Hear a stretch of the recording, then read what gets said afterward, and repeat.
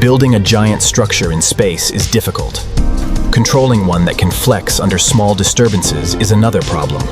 The structure does not move as one perfectly rigid body.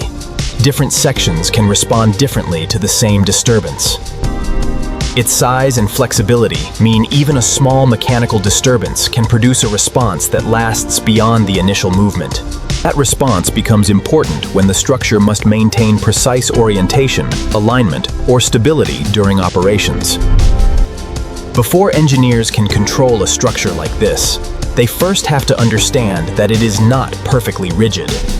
When a new module joins the structure, its mass becomes part of the system, changing how the entire assembly responds. That added mass changes more than weight.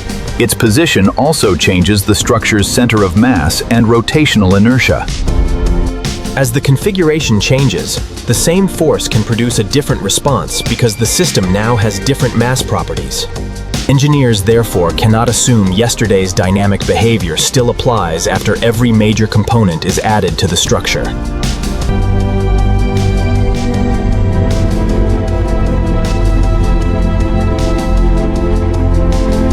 The added module changed the dynamics, revealing why a large, flexible structure cannot always be treated like a rigid body. A rigid body model describes overall motion, but it cannot capture every deformation occurring across a flexible structure. Those local motions can interact with the spacecraft's attitude response, making precision control more complicated than simple rigid rotation. The control system, therefore, needs a model that accounts for both the spacecraft's overall motion and flexible behavior. But before those flexible modes can be controlled, engineers first need to identify how the structure actually moves. Now engineers need to discover how the structure naturally moves, because those patterns determine which motions must eventually be controlled. Small controlled disturbances reveal how different sections respond, allowing engineers to measure frequencies, damping, and the structure's characteristic vibration modes. Sensors placed at carefully selected points record the response, because poor measurement locations can hide important modes from the analysis. Engineers compare the measured response with structural models, refining their understanding when the real orbital behavior differs from predictions. Only after those modes are identified can the control system know which motions to suppress without fighting the structure itself. Now the structure's motion is characterized, the control system can begin reducing unwanted vibration without treating the structure as perfectly rigid. Sensors measure the remaining motion, getting the controller feedback about how the structure is actually responding. The controller uses that feedback to command small corrective actions through strategically placed actuators. The goal is not to freeze the structure, but to remove unwanted energy from the motion gradually. When the vibration settles, the structure becomes easier to point and operate without fighting its own flexible dynamics.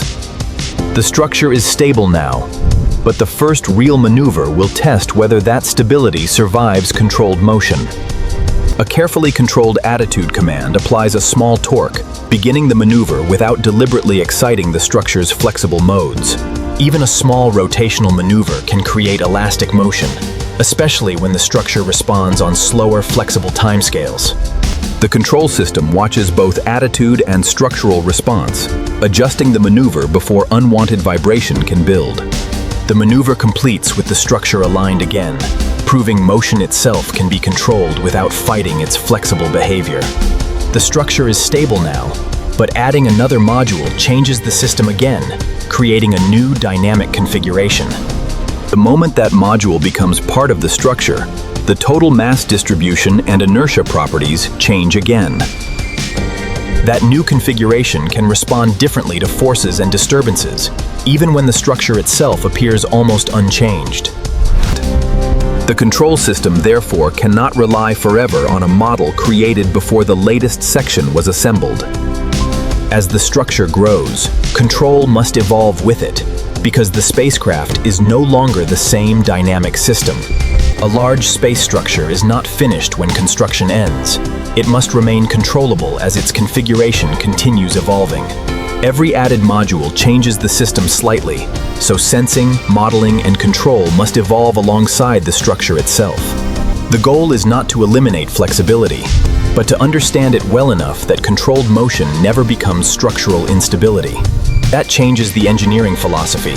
Structure, sensing, dynamics, and control become one connected system operating together. Building the structure was only the beginning. Learning to control it is what makes that structure truly useful. Explore T24.